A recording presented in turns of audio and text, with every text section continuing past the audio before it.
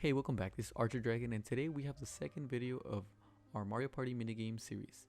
So in today's tutorial, we're going to be showing you a new minigame called Manor of Escape. And without further ado, let's get started.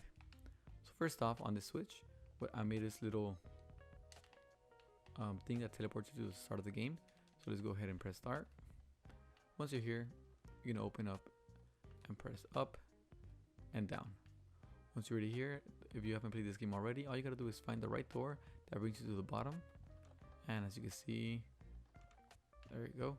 And every single time you find the right door, it's gonna take you one step closer to victory. Let's check one last one before we get started. And there you go. Alright, so you basically do this for 4 times. 1, 2, 3, 4. And at last, you finally get to the last level. Oh, it'd be cool if it would have been that one, right? Let's check this last one. There you go. When you finally here, just get close to the door and it sends you back to the beginning. And when you want to play again, you just press this game up and down, and the whole game resets. And it doesn't only reset, but all the doors switch. So if this one was active before, now it's this one, and then the second one was this bottom one, and now it's the one over here, and so on and so forth. And if you've watched my last video, which I'm gonna put it in a thumbnail right now, it's basically the same redstone but just different implication. So in the past video, what we had was this one goes 50-50 and it went to 4 different things, which were the 4 pistons. Here it's gonna be the same thing, but since there's gonna be 6, and this game usually just works as a 2, 4, 6, or 2, 4, 8, 16, and 32. I decided to do a little bit different. So redstone block goes here. We got a repeater that goes inside this dropper, which 2 stackable items and 1 non-stackable. The reason why you want that is because it's going to make it a 33% chance for each object to go up here in the hopper and get registered by this. What is this thing called again? I always forget the name. Comparator. So let's put this here.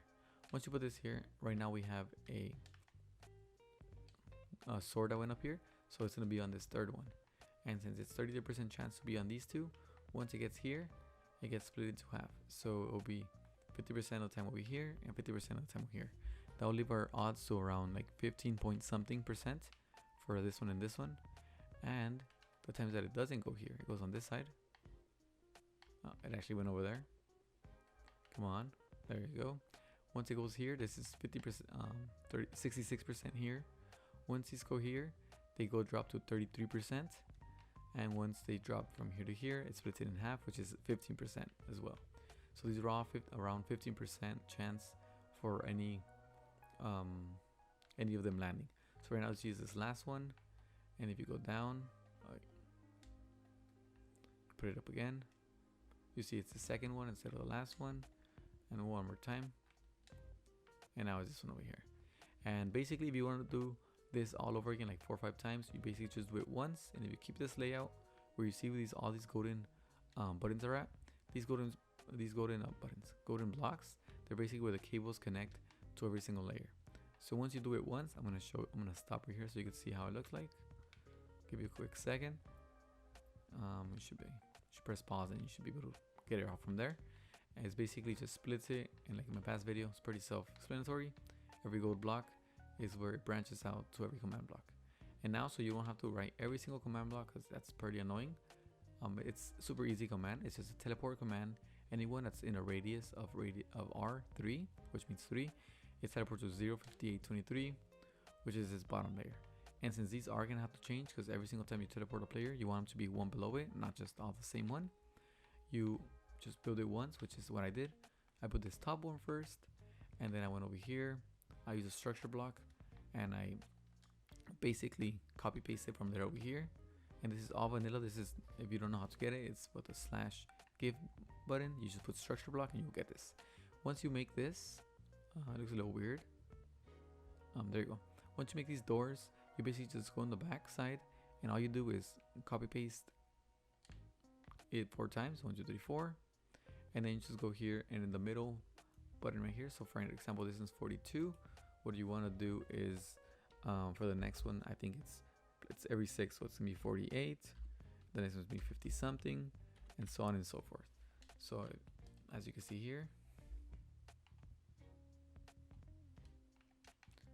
this one's the 42 one, this one's the 48 one, 53, and lastly 58. And yeah, that's about it. So all these command blocks are the same. All these levels here are the same, and all it does is just, this is just the minigame right here. The branching is because I did it way too out or further behind. I thought I was gonna make it bigger, but it was pretty compact. It's only a 15 by 15, and as you can see here, it could have been done probably smaller with 14 by 14 if I really wanted to. But yeah, so it's pretty easy. It's just time consuming because you just have to multiply it times 4 or every level. And that's about it. The only thing I have to show you is that underneath this, there's a command block, and it just, all it does is just teleports you in front of there. Oh, I actually forgot.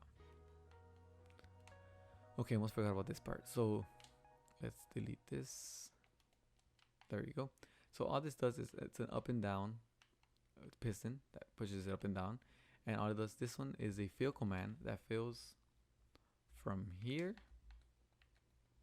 all the way to the bottom with air, and the top one is with redstone, same blocks as these.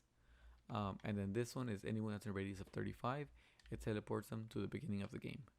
So basically, let me show you. It's pretty self-explanatory. Once this goes up, it's gonna teleport me just once, and you see now the thing switched again.